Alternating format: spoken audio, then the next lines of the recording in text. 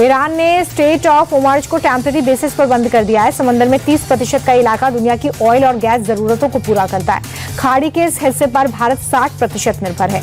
इस इलाके से व्यापार के बंद होने का असर भारतीय बाजारों पर पड़ेगा। हालांकि सरकार ने ऑयल, गैस और एलएनजी के मोर्चे पर स्थिति बिल्कुल साफ कर दी है।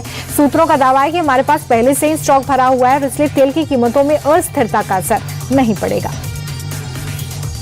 मिडिल ईस्ट में बढ़ते तनाव के बीच पाकिस्तान के राष्ट्रपति आसिफ अली जरदारी ने भारत से कहा है कि टकराव और सैन्य माहौल से हटकर सार्थक बातचीत हो। यही क्षेत्र सुरक्षा का एकमात्र रास्ता है। ये बयान उस समय आया है जब पिछले साल हुए कश्मीर के पहलगाम में हुए आतंकी हमले ने दोनों देशों के बीच में अविश्वास को और गहरा कर दिया था। जरदारी के मुताबिक भारत ऑपरेशन सिंदूर पार्ट 2 की तैयारी में है और इसलिए पाकिस्तान एक बार फिर से बातचीत की गुहार लगा रहा है। ईरान पर अमेरिका और इजरायल के हमले के बाद खड़े हुए मिडिल ईस्ट संकट के बीच लाखों लोग फंस गए हैं। इसमें हजारों भारतीय हैं जो दुबई समेत अन्य देशों में हैं। दिल्ली एयरपोर्ट से आज 80 से ज्यादा फ्लाइट्स कैंसिल हुई हैं, जिसमें 36 ऐसी फ्लाइट्स हैं जो लैंड होने वाली थी और 44 ऐसी फ्लाइट्स हैं जो टेक ऑफ करने वाली थी। हालांकि आज सुबह दिल्ली की एयर इंडिया की फ्लाइट 149 यात्रियों और 8 क्रू मेंबर्स के साथ दिल्ली लैंड कर गई है। दुबई में फंसी भारतीय शटलर पीवी सिंधु भी वापस लौटी है। इजरायली अमेरिकी हमलों में ईरान के सुप्रीम लीडर खामेनेई की मौत के बाद देश की राजनीति गर्मा गई है। सोनिया गांधी ने केंद्र सरकार पर तीखा हमला बोला है। वो कह रही हैं कि इस चुप्पी को कर्तव्य से पीछे हटना बता रही हैं और उन्होंने कहा कि इससे भारत की विदेश नीति की दिशा में भी सवाल खड़े होते हैं। उनका कहना है कि जब किसी बड़े अंतर्राष्ट्रीय मुद्दे पर देश अपना रुख साफ नहीं करता है तो एक गलत संदेश दी जाता है। उन्होंने मांग की कि जब संसद का बजट सत्र शुरू हो तो इस मुद्दे पर खुली और बिना बचाव वाली चर्चा हो।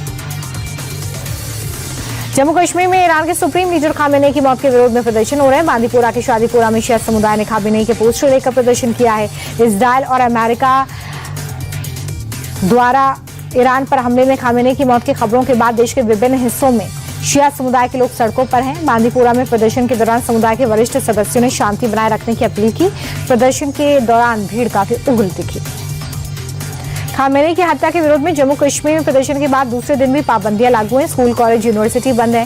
श्रीनगर में आम लोगों की गाड़ियों पर भी रोक है। सड़कों पर पुलिस और सीआरपीएफ का पहरा है। लाल चौक पर बैरिकेड्स लगाए गए हैं। इसके अलावा इंटरनेट स्पीड भी कम कर दी गई है ताकि किसी तरह की शांति भंग ना हो।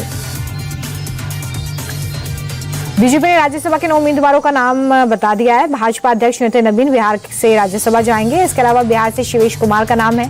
हरियाणा से संजय भाटिया चुने गए हैं। छत्तीसगढ़ से भाजपा ने लक्ष्मी वर्मा को राज्यसभा का उम्मीदवार बनाया है। वहीं पश्चिम बंगाल से राहुल सिन्हा और ओडिशा से 2 उम्मीदवारों के नाम का ऐलान बीजेपी ने किया है। असम से तेराश गोवाला और जोगेन मोहन बीजेपी के उम्मीदवार हैं।